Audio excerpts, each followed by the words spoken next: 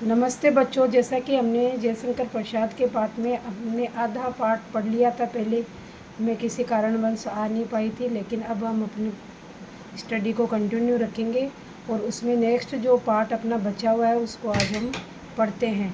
उज्ज्वल गाथा कैसे गाऊं मधुर चांदनी रातों की, अरे खिल खिलाकर हंसते होने वाली उन बातों की। अब इसमें जब है ना उनके जयशंकर प्रसाद के जो मित्र हैं वो कहते हैं कि आप अपनी आत्मकथा क्यों नहीं लिखते।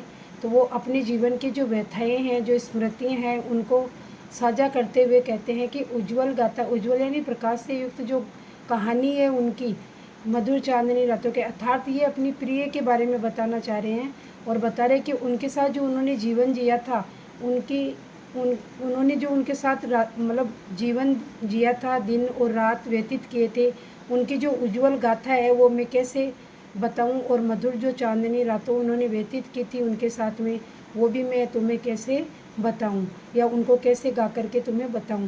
अरे खिल खिलाकर हंसते होने वाली उन बातों के, अर्थात जो उनकी प्रिया थी वो खिल खिलाकर हंसते थे, साथ में बातें करते थे, बैठते थे, उड़ते थे, उन बातों को वो कैसे उन्हें बता सकते हैं। मिला कहाँ वह सुख जिसका मैं स्वप्न देखकर जाग गया, अर्थात क्योंकि उनका जो जीवन था उसमें उनकी प्रिया का जो उनका साथ था वो थोड़े समय के लिए ही रहा। तो ये कह रहे हैं कि मुझे वो सुख भी प्राप्त नहीं हुआ। क्यों नहीं हुआ? क्योंकि वो एक स्वप्न की तरह था, और जैसे स्वप्न देखकर जाग जाते हैं उसी तरह से उनका जो सुख था वो भी स्वप्न देखकर, अर्थात वो स्वप्न देख ही रहे थे कि इतने में वो जग जाते हैं और आलिंगन में आते आते मुस्कुरा कर जो भाग गया, अर्थात आलिंगन यानी कि दोनों का मिलन होने ही वाला था कि इतने में उनका स्वप्न टूट जाता है, और स्वप्न टूटने से जो उनकी प्रिय है वो गायब हो जाती है, अर्थात भाग जाती है, यानी कि वो स्वप्न से जाग जाते हैं, जाग जाते हैं तो वो जो स्मृतियाँ थी वो स्मृतियाँ ही थी, उनके सामने उनकी प्रिया नहीं थी। जिसके अरुण कपोलों की मतवाली सुंदर छाया में, ये कह रहे हैं कि जिसको अरुण कपोल यानी उनके जो लालिमा युक्त गाल थे, मतवाली सुंदर छाया में, उनकी वो सुंदर छाया, अर्थात उनके घने रूपी बालों की जो छाया थी, अनुरागनी उषा लेती थी निज सुहाग मधुमाया में। अब अनुरागनी यानी कि जो उषा होती है, प्रातःकाल की उषा है, वो भी उनके गालों से अपनी जो लालिमा को बनाए रखने के लिए उनसे वो उषा उधार लेती थी, ऐसे उनके गालों की कल्पना कवि ने की है। उसकी स्मृति पाथेय बनी है थके पति की पंथा की। अब जो कवि है उन्होंने अपनी प्रिया के साथ में जो जीवन व्यतीत किया था, उनकी जो स्मृतियाँ हैं वो स्मृति रूपी संभल बनी हुई है, संभल यानी उनका सहबल बनी हुई है।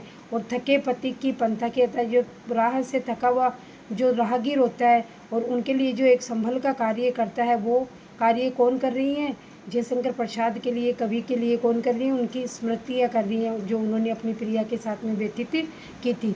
सीवन को उधेड़ कर देखूं क्यों मेरी खता की, ये कह रहे सीवन, सीवन यानी जो सिली हुई, उधेड़ यानी उधेड़ना, और कंथा यानी गुदड़ी होती है, अर्थात जो गुदड़ी होती है उसमें आपको पता है कि अनेक अपन पुराने कपड़े डाल करके फिर उनको सिल देते हैं और सिल करके वो गुदड़ी का रूप ले लेती है।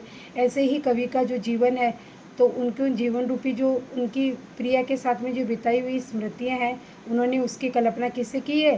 गुदड़ी से की है। और वो कह रहे कि उन्होंने वो संजा कर रखी है, अर्थात सजो कर रखी है अपनी स्मृतियों को। तो कैसे तुम सारे उनके पीछे पड़ करके और उनको उधेड़ने में लगे हुए हो, अर्थात उनकी स्मृतियों को जानने में लगे हुए हो। छोटे से जीवन की कैसी बड़ी गाथाएँ आज कहूँ, ये कह रहे जो मैंने मेरा जीवन जिया था वो उनके लिए छोटा सा जीवन था, उसमें बड़ी बड़ी घटनाएं घटित हुई, अर्थात उनकी बड़ी बड़ी कथाएँ, कहानियाँ, स्मृतियाँ जुड़ी हुई हैं। आज वो बोल रहे हैं कि मैं आपको कैसे ये बता दूँ। क्या यह अच्छा नहीं कि औरों की सुनता मैं मौन रहूँ। अब कवि कह रहे हैं कि मेरी जो स्मृतियाँ मैंने संजो कर रखी है, जो व्यथा से युक्त है, कुछ खट्टी कुछ मीठी हैं, तो मैं क्या औरों को बताना नहीं चाहता। इससे तो अच्छा है कि मैं मौन ही रहूं और दूसरों की मैं सुनता रहूं। सुनकर क्या तुम भला करोगे मेरी भोली आत्म कथा। अब ये अपने जो मित्र वगैरह मित्र गण हैं उनको संबोधित करते हुए कह रहे हैं कि सुनकर क्या तुम भला करोगे मेरी भोली आत्मकथा। ये कह रहे हैं कि मेरी जो आत्मकथा है उसको रहने दो, कि तुम क्या सुनकर क्या करोगे। क्यों?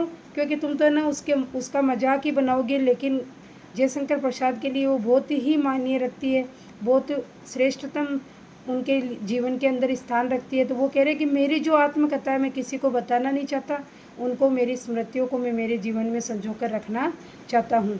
अभी समय भी नहीं थकी सोई है मेरी मौन व्यथा।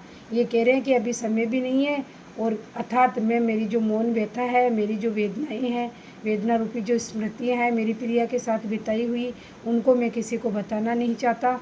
इसलिए मैं मतलब थक चुका हूँ और मैं किसी को बताना नहीं चाहता और मैं दूसरों से शेयर अर्थात दूसरों को बताना नहीं चाहता हूँ। इसलिए मैं मेरी जो आत्मकथा है वो किसी से कहना नहीं चाहता। ऐसा संबोधित करके वे अपने मित्रों से कहते हैं। ये आपको पाठ कैसा लगा आप पढ़ना बार बार में, जो अच्छा लगे तो कमेंट करना, सब्सक्राइब भी करना और किसी को शेयर भी करना अगर जो आपके अच्छे साथी देखना चाहते हैं। धन्यवाद।